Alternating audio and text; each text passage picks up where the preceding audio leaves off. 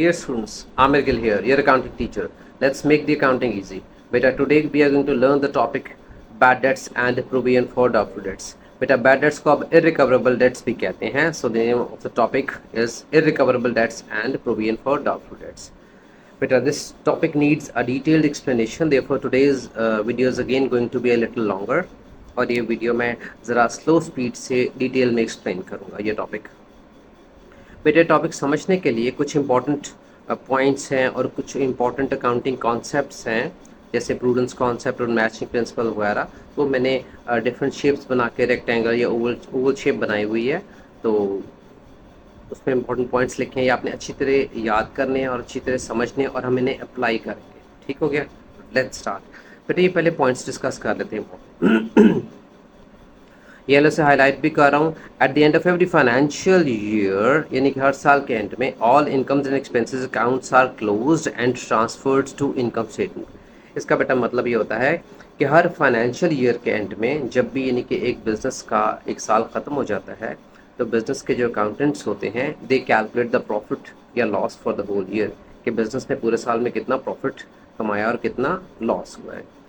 एक प्रॉफिट या loss calculate करने के लिए उस साल के जितने इनकम्स और एक्सपेंसेस के अकाउंट्स होते हैं ना, इनकम के अकाउंट्स में बेटा जैसे आपका सेल्स का अकाउंट है, रेवेन्यू का, इस तरह जो आपके एक्सपेंसेस के अकाउंट्स है जैसे रेंट, वेजेस, सैलरीज, इंश्योरेंस, सारे एक्सपेंसेस क्लोज कर दिए जाते हैं और ये एक्सपेंसेस ट्रांसफ़र कर दिए जाते हैं इनकम स्टेटमेंट में, और उस साल का प्रॉफिट या लॉस कैलकुलेट कर लिया जाता है. क्लोज करने का मतलब ये है उनका बैलेंस अगले साल कैरिड फॉरवर्ड यानी कि कैरिड डाउन नहीं होगा, अगले साल से ज़ीरो से नई इनकम्स और एक्सपेंसेस शुरू हो जाएंगे. चलें लेट्स स्टार्ट बेटा. ये टॉपिक समझाने के लिए बेटा मैंने एक छोटा सा मॉडल लिया है. सेल्स लेजर आपको दे दी हुई है. I hope that you all remember what is a sales ledger. Sales ledger वो लेजर होती है जिसमें हमारे ट्रेड रिसीवेबल्स के अकाउंट्स होते हैं. Trade receivables are the credit customers. हमारे वो अकाउंट्स रिसीवेबल्स होते हैं जिनको हमने क्रेडिट पे यानी कि उधार पर चीज़ें बेची होती हैं और उनसे पैसे लेने होते हैं. बेटा मैंने सेल्स लेजर में 4 ट्रेड रिसीवेबल्स दिए हैं, 4 डेटर्स लिए हैं. बी जॉन नामी बंदा है जिससे हमने 4000 लेना है, उसका बैलेंस ब्रॉड ऑन देखे बेटा मैंने डेबिट में लिखा हुआ है. सी टॉम से 5000 लेना है, डी जॉर्ज से वी हैव टू रिसीव 6000 और के नॉर्मन से हमने $230 लेने हैं. आगे बढ़ते हैं बेटा. मैं अंडर हाईलाइट कर रहा हूँ साथ साथ येलो से. During the year, the debt owed by K. Norman became bad or irrecoverable. इसका मतलब ये है कि क्या हुआ ड्यूरिंग द ईयर, वो पैसे जो हमने के नॉर्मन से लेने थे, जो डेट हमने उससे लेना था जो कि 230 था, दैट बिकेम बैड. बैड होने का मतलब ये है बेटा वो नुकसान हो गया और अब हमें उस बंदे से, उस रिसीवर से पैसे नहीं मिल सकेंगे. इसको कहते हैं irrecoverable debt. Maybe that person, वो जो के नॉर्मन हमारा कस्टमर है, maybe his business has become bankrupt, या किसी भी वजह से he will not be able to give us our money. So हमारा नुकसान हो गया है, एक्सपेंस हो गया है, जिसे हम बोलते हैं इररिकवरेबल डेट. अब बेटा इस इररिकवरेबल डेट को यानी कि इस एक्सपेंस को रिकॉर्ड करने के लिए हम क्या एंट्री पास करते हैं, हम बनाते हैं एक अकाउंट जिसे कहते हैं बैड डेट या इररिकवरेबल डेट्स. ये मैंने बनाया हुआ है. एक्सपेंसेस की नेचर डेबिट होती है, तो हम एक्सपेंस हो गया से करेंगे debit. So irrecoverable debt will be debited by 230. और वो जो बंदा है के नॉर्मन, उसके अकाउंट को हमने क्लोज कर देना है. क्लोज करने का मतलब ये कि अब हमारा उससे कोई वास्ता नहीं, he is no more receivable for us, so we to close this account. उसके अकाउंट को राइट ऑफ करने लगे, ख़त्म करने लगे हैं. ख़त्म करने का मतलब है उसका बैलेंस आप जीरो करते हैं, बैलेंस से जो रहा है इसे ख़त्म करना है. इसके बैलेंस को ख़त्म करने के लिए इस अकाउंट को हम क्रेडिट कर दें अगर 230 से, तो बेटा डेबिट साइड पे 230 था, क्रेडिट साइड पे 230 लिख दिया है. 230 माइनस 230 ये ज़ीरो हो जाएगा. सो क्रेडिट करने से रिसीवेबल के अकाउंट को यानी कि के नॉर्मल के अकाउंट को हमने क्लोज कर दिया. सो बेटा इसकी एंट्री हमने पास की है. इररिकवरेबल डेट को डेबिट किया और के नॉर्मल को क्रेडिट किया है. अब इररिकवरेबल डेट की डिटेल में यानी कि क्रॉस रेफरेंस में आपने लिखना है के नॉर्मन, और के नॉर्मन के अकाउंट में आपने लिख देना है इररिकवरेबल डेट्स और इररिकवरेबल डेट. और यहाँ पे बेटा आपने डेट डाल देनी है, यहाँ पे डेट डाल देनी है. ठीक है जी. So what is the journal entry for the recording of bad debt, यानी कि इररिकवरेबल डेट को रिकॉर्ड करने की एंट्री बेटा हमने क्या सीखी है. इररिकवरेबल डेट एक्सपेंस है, डेबिट करोगे, और जो बंदा हमारे पैसे खा गया है उस रिसीवेबल के अकाउंट को क्रेडिट करेंगे. तो बेटा मैंने एक जर्नल नीचे बनाया हुआ है, यहाँ पे साथ साथ हम एंट्रीज भी करते हैं। तो पहली एंट्री है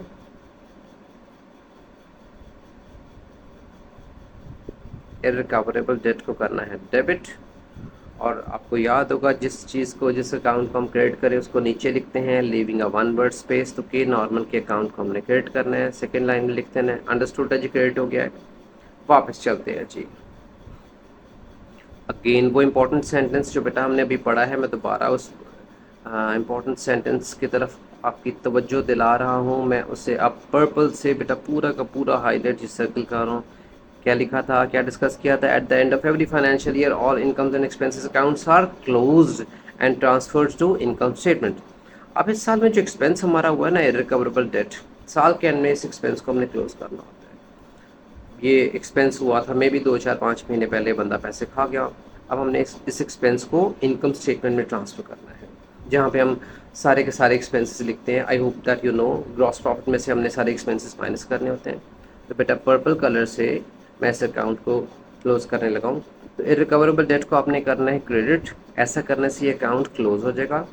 बेटा 230 में से 230 माइनस करेंगे तो ज़ीरो हो जाएगा, और this amount will be transferred to income statement, यानी कि प्रॉफिट एंड लॉस सेक्शन में चले जाएगी। And this is done at the end of the financial year, debt डाल देंगे। सो इररिकवरेबल डेट को क्रेडिट करें और डेबिट एंट्री जारी है income statement. Income statement debit होने का मतलब क्या होता है, इनकम स्टेटमेंट को डेबिट करने का मतलब होता है कि this amount will be charge over there as an expense.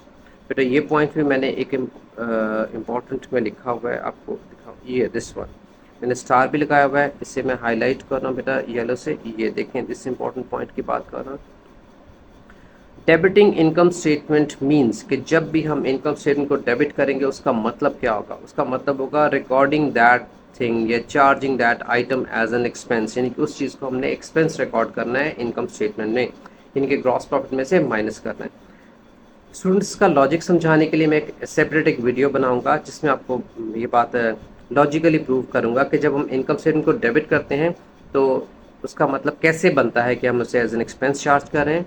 फिलहाल आपने ये पॉइंट याद रखना है कि जब भी हम इनकम स्टेटमेंट को डेबिट करेंगे तो उसका मतलब होगा charging that item as an expense.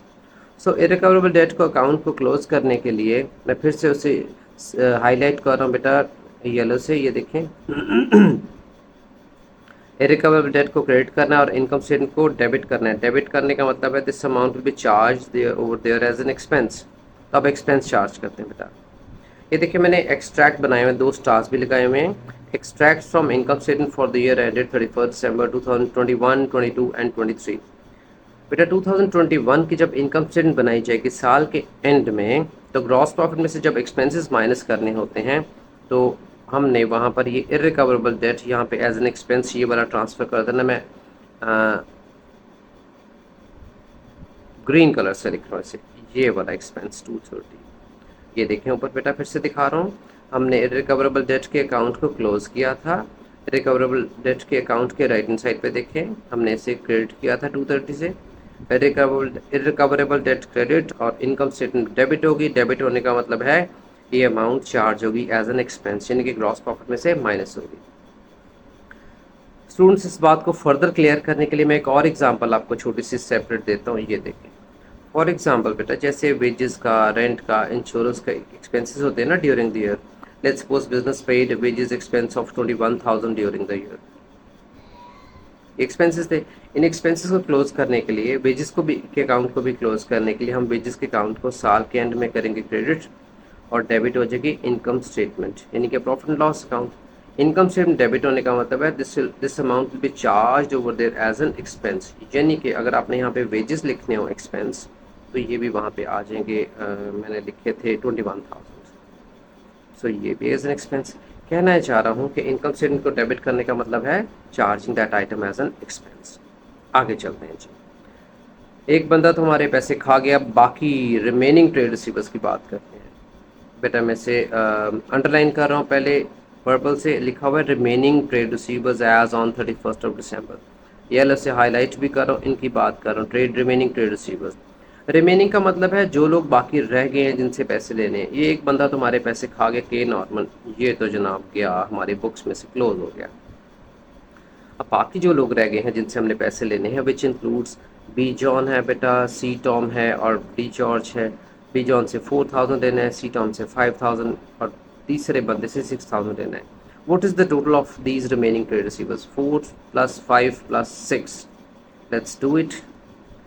So remaining trade receivers का बैलेंस बनेगा 4000 + 5000 + 6000।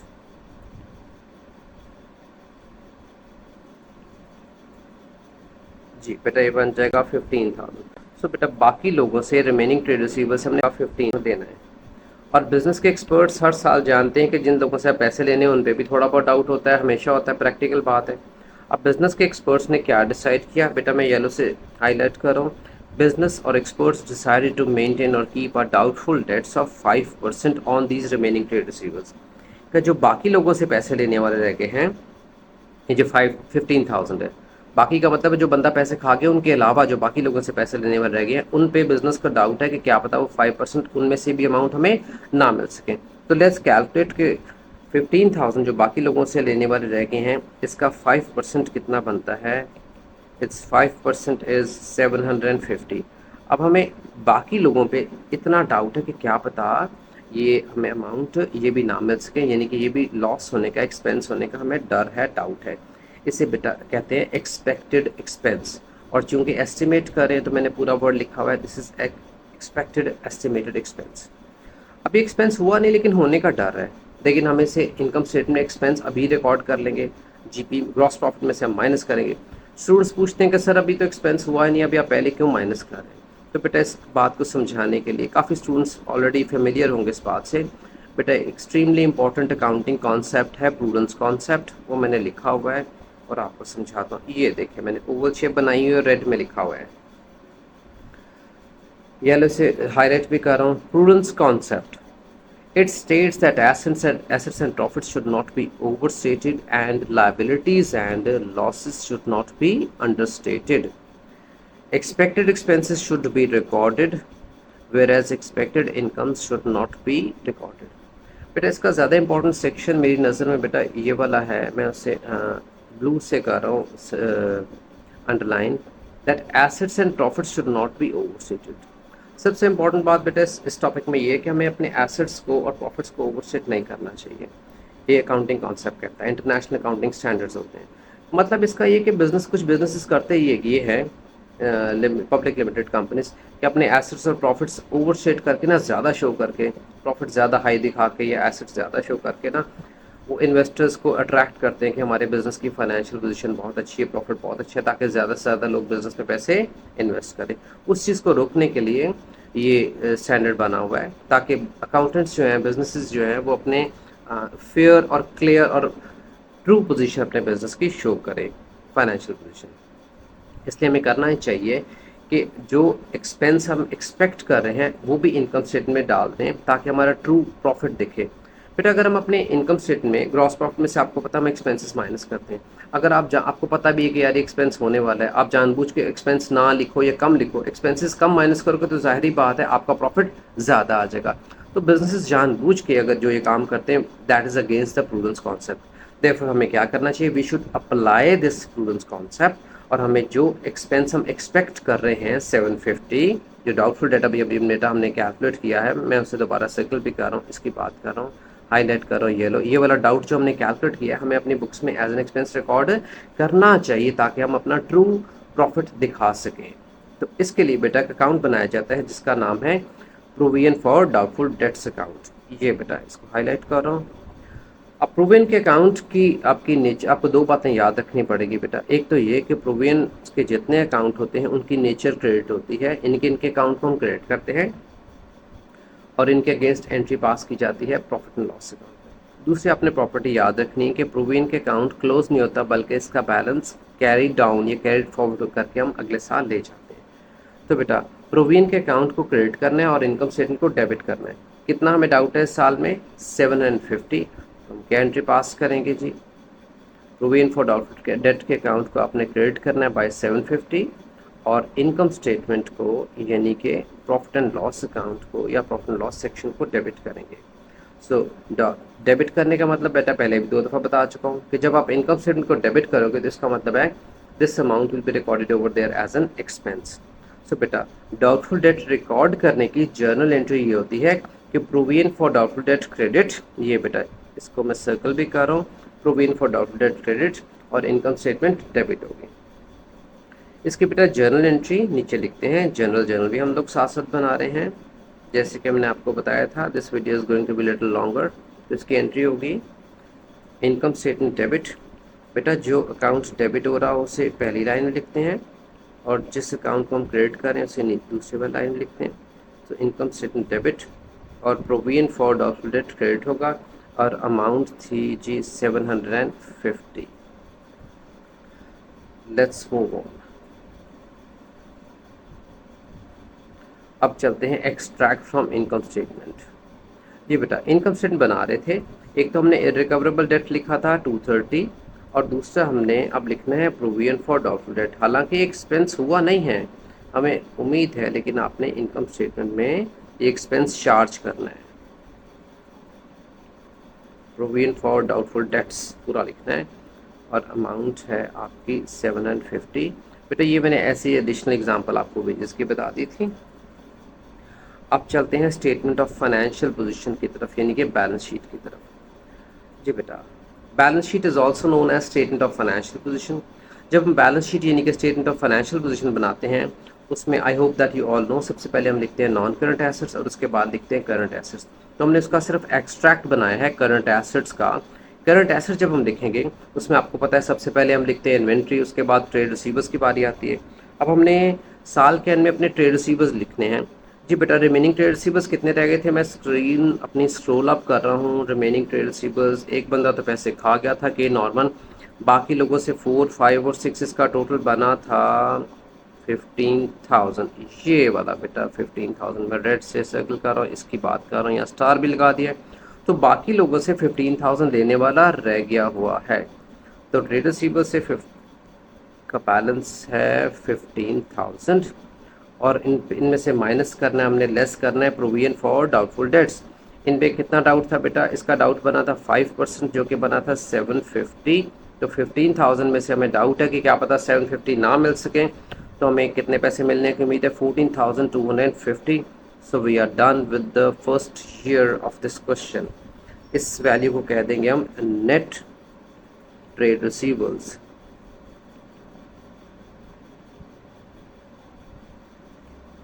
Let's move on to the year 2022। बेटा हमने एक साल की वर्किंग की 2021 की, अगला साल शुरू हो गया 2022। बेटा ये वाला मैं स्टार्ट लगा देता हूँ दोबारा, यहाँ पे की बात कर रहा हूँ।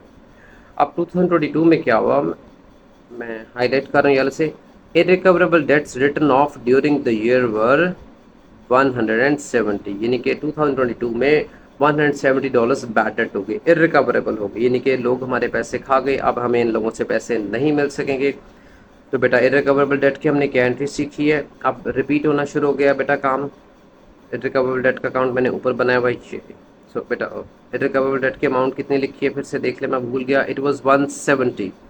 सो आपने इररिकवरेबल डेट एक्सपेंस है, डेबिट करना है, और वो जो पर्सन हमारे पैसे खा गया उसका नाम डिटेल में लिखना है। चूंकि मैंने क्वेश्चन में नाम नहीं बताया हुआ तो आप लिखना है trade receivable. So irrecoverable debt entry हमने पास कर दी, इररिकवरेबल डेट डेबिट और रिसीवेबल क्रेडिट हो जाएगा एज यूजुअल। फिर से बेटा ये important point, at the end of every financial year all incomes and expenses accounts are close. तो हमने इररिकवरेबल डेट के अकाउंट को क्लोज कर देना है। क्लोज करने के लिए बेटा मैं पर्पल कलर यूज़ कर रहा हूँ। इररिकवरेबल डेट को क्रेडिट करूँगा बाय 170, और इनकम स्टेटमेंट यानी कि profit and loss account debit हो जाएगा। यहाँ अपने साल के एंड की डेट डाल देनी है। सो इररिकवरेबल डेट क्रेडिट और इनकम स्टेटमेंट डेबिट। डेबिट होने का मतलब है this amount will be charge over there as an expense. तो बेटा आप 2022 पे नज़र रखें ज़रा, आपने इसमें से एक्सपेंस माइनस करना है 170 इररिकवरेबल डेट। ठीक है जी, we are done with this. आगे चलते हैं जी, वापस चलें। बेटा ये 170 तो हमारा नुकसान हो गया, इसकी बात करो। The balance of the remaining trade receivers as on 31st of December is $20,000। अब जो बंदा पैसे खा गया उसके अलावा जो बाकी ट्रेड रिसीवर से पैसे लेने हैं वो हैं 20,000। Again it was decided to maintain a doubtful debts of 5% by the experts. बेटा मैंने आसानी के लिए परसेंटेज वही ली है, तो 20,000 लोगों से लेना है और उन पे भी हमें 5% शक है, इसका 5% बन जाता है 1,000। Now we need to maintain, बेटा मेंटेन का वर्ड ज़रा जहन में रखिएगा, वी नीड टू मेंटेन और we want to have a balance of 1,000 in doubtful debts account. तो 1,000 का हमें डाउट हमने टोटल रखना है, टोटल का वर्ड बोल रहा हूँ, मेंटेन करना है। अब बेटा अब सुने ज़रा, डाउटफुल डेट की अकाउंट की नेचर मैंने आपको बताई थी, क्रेडिट है। हमने 2021 में जो डाउटफुल डेट का अकाउंट बनाया था उसमें डाउटफुल डेट को क्रेडिट किया था हमने 750 से। बैलेंस करना मैं भूल गया था, इसे बैलेंस कर लेते हैं बेटा। तो लेफ्ट हैंड साइड पे आपने लिखना है बैलेंस कैरेट डाउन 750। अगले साल का जनवरी 1 2022 का ब्रॉट डाउन हो जाएगा 750। वापस चलते हैं बेटा। तो अब हमें ये मैं येलो से बल्कि पिंक से हाईलाइट कर रहा हूँ। 20,000 लोगों से लेना है और उन पे डाउट कितना है 1,000। अब 1,000 का डाउट हमने मेंटेन करना है।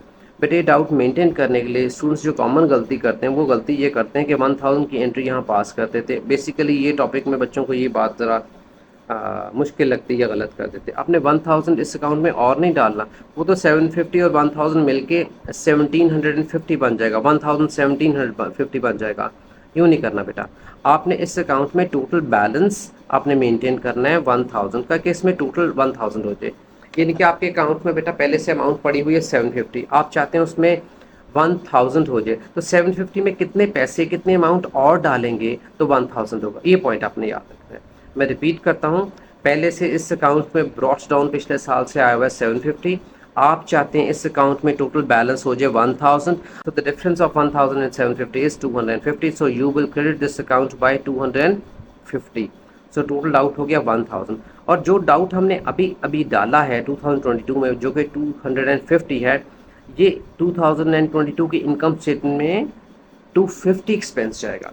बच्चे जो कॉमन गलती करते हैं स्टूडेंट्स इस टॉपिक में वो करते हैं 1,000 की पूरी अमाउंट ये वाली भेजने की कोशिश करते हैं इनकम स्टेटमेंट में। मैचिंग प्रिंसिपल कहता है बेटा, मैंने यहाँ पे एक अकाउंटिंग कॉन्सेप्ट और लिखा हुआ है मैचिंग प्रिंसिपल। ये देखें ओवल शेप एक बनाई हुई है जिसमें लिखा हुआ है मैचिंग प्रिंसिपल। जी, matching principle states that incomes and expenses should be treated in the income statement of the year to which they belong. मतलब ये कि जो इनकम और जो एक्सपेंस जिस साल को बिलोंग करता है वो उसी साल की इनकम स्टेटमेंट में जाना चाहिए। कहने का मतलब ये है बेटा, अगर 2016 के एक्सपेंसेस है तो वो 2016 की इनकम स्टेटमेंट में ही भेजने चाहिए। ये नहीं कि 2016 के एक्सपेंसेस आप 2017 की इनकम स्टेटमेंट भेज दें। तो बेटा इस साल में हमने जो डाउट रिकॉर्ड किया है, जो मज़ीद डाउट बढ़ाया है, वो 250 का डाउट है। 750 का डाउट तो पिछले साल से आया था, वो और इस साल का डाउट मिला के 1,000 हो गया है। Therefore, the doubt which is increased during the year 2022 is the expense of the current year. So आपने इनकम स्टेटमेंट में 250 का डाउट आपने भेजना है। सो बेटा इनकम स्टेटमेंट की तरफ जाते हैं।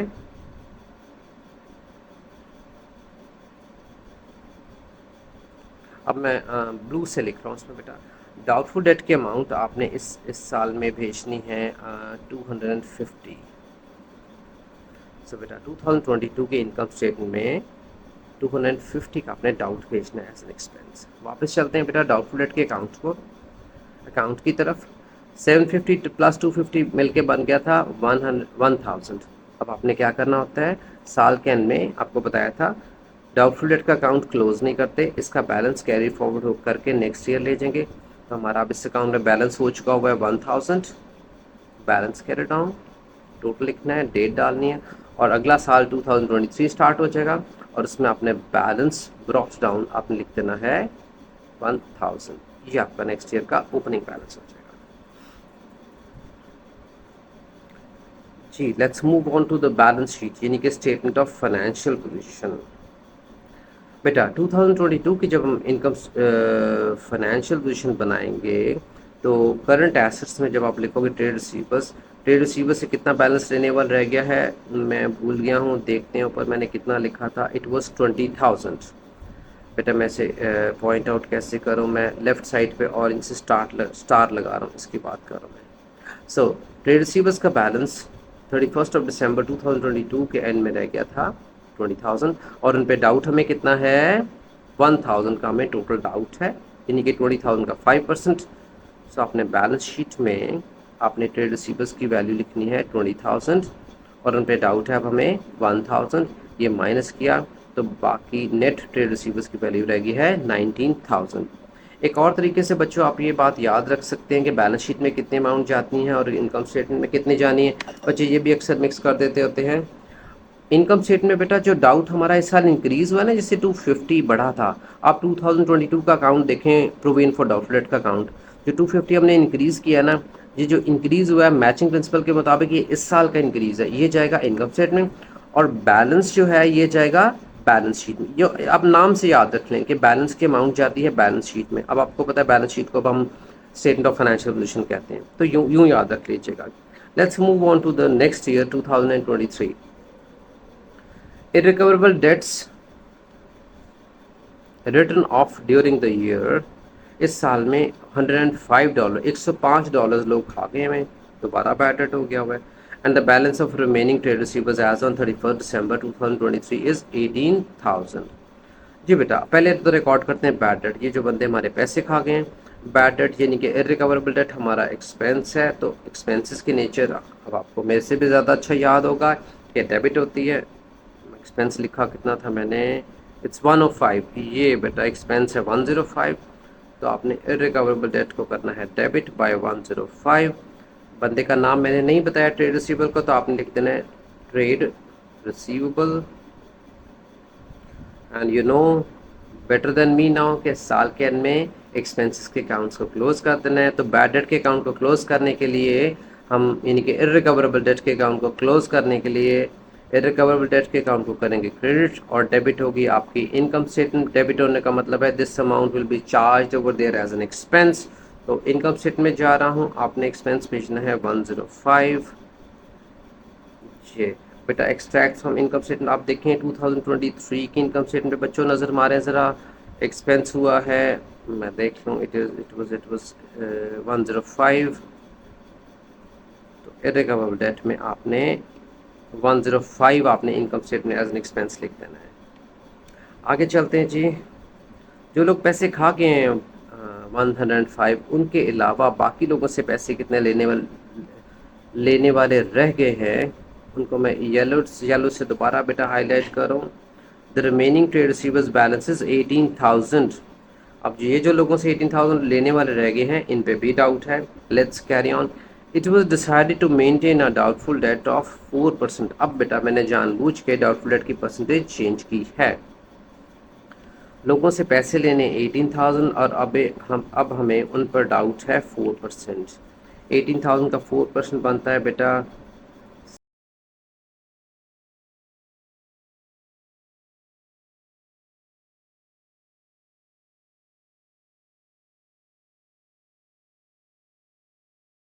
720। अब हमें 720 का डाउट मेंटेन करना है। बेटा मेंटेन का वर्ड याद रखिएगा। वी वांट टू हैव और we want to keep a balance of 720 in our doubtful debt account. 720 का बैलेंस रखना चाहते हैं। अब डाउटफुल डेट के अकाउंट पे देखते हैं पिछले साल से बैलेंस इस साल के शुरू में आया कितना हुआ है।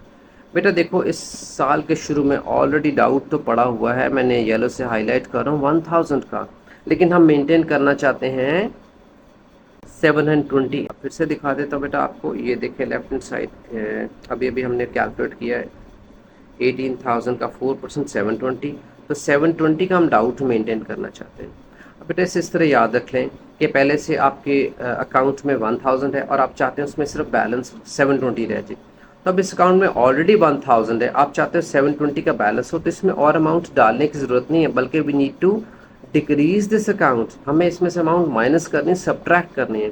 माइनस करने के लिए, सब्ट्रैक्ट करने के लिए हम इस अकाउंट में से कितने अमाउंट माइनस करेंगे तो बाकी बैलेंस रह जाए 720। ज़रा कैलकुलेट करें कितने अमाउंट हमें 280। सो अगर हम इस अकाउंट में से 1000 में से 280 माइनस कर लें तो फिर बैलेंस रह जाएगा 720। यानी कि इस साल हमारा डाउट लोगों पे ज़्यादा नहीं हो रहा, बल्कि rather there is a reduction और decrease in provision for doubtful debt. तो ये अमाउंट चली जाएगी इनकम स्टेटमेंट में। अब ये तो उल्टा सीन बन गया, उल्टी सिचुएशन बन गई है। डाउटफुल डेट को डेबिट कर रहे हैं और इनकम स्टेटमेंट क्रेडिट हो रहा है। अब मैंने वो सेंटेंस में लिख के दिया था कि डेबिट करने का मतलब है चार्ज करना एज एन एक्सपेंस, क्रेडिट का तो मैंने मतलब ही नहीं लिखा। तो बेटा जब हम डेबिट करेंगे तो एक्सपेंस चार्ज होगा, तो अगर हम इनकम स्टेटमेंट को क्रेडिट करेंगे तो इसका मतलब है इनकम होगी। ये नहीं कि ये अमाउंट आपने इनकम बना देनी है। 2023 में डाउटफुल डेट हमारा एक्सपेंस नहीं रहा बल्कि रिडक्शन होगी बेटा। रिडक्शन कितनी हुई है? 280 की रिडक्शन हुई है, तो ये आपकी इनकम बन गई है। तो हम जब इनकम स्टेटमेंट बनाएंगे तो आपने इनकम स्टेटमेंट में ग्रॉस प्रॉफिट वाला सेक्शन देखें बेटा, ये ग्रॉस प्रॉफिट के नीचे देखे मैंने हेडिंग दी हुई है ऐड अदर इनकम, वहाँ पे आपने लिखना है रिडक्शन, या आप डिक्रीज का वर्ड लिख लें, रिडक्शन और decrease in provision for doubtful debts. बेटा कितनी रिडक्शन हुई थी? 280, तो आपने ग्रॉस प्रॉफिट में 280 ऐड करना है, और बाकी जो एक्सपेंसेस हैं मैं सबके साथ ब्रैकेट्स लगा देता हूँ, ये सारे एक्सपेंसेस आपने माइनस करने हैं। सर आपको पता है ब्रैकेट्स शो सब्ट्रैक्शन। सो बेटा इस साल हमारा डाउटफुल डेट डिक्रीज हो गया, यूँ समझ लें कि लास्ट ईयर हमने ज़्यादा ही डाउट रिकॉर्ड कर लिया था। इस साल ये हुआ है कि लोग हमें उल्टा पैसे, जिन पे डाउट था वो उल्टा हमें पैसे दे गए पैसे, तो हमारा डाउट कम हो गया है, तो हम उसे वापस एज एन इनकम रिकॉर्ड करें। It is called a reduction और डिक्रीज इन डाउटफुल डेट्स। इसका बेटा टोटल लिख रहा हूँ मैं 1000, टोटल लिख दिया यहाँ पे 1000। बैलेंस कितना? हमने 1000 में से 280 माइनस कर दिया तो बैलेंस रह गया 720। 720 बैलेंस अगले साल का ओपनिंग बैलेंस हो जाएगा, तो आपने बैलेंस ब्रॉड डाउन लिख देना 720। बेटा आपने, अगर आपको एग्जाम में 2023 तक का अकाउंट बनाने के लिए कहा गया हो तो आपने नेक्स्ट ईयर 2024 का बैलेंस ब्रॉड डाउन लाजमी शो करना होता है, एक साल का extra to get full marks. अब चलते हैं बैलेंस शीट की तरफ।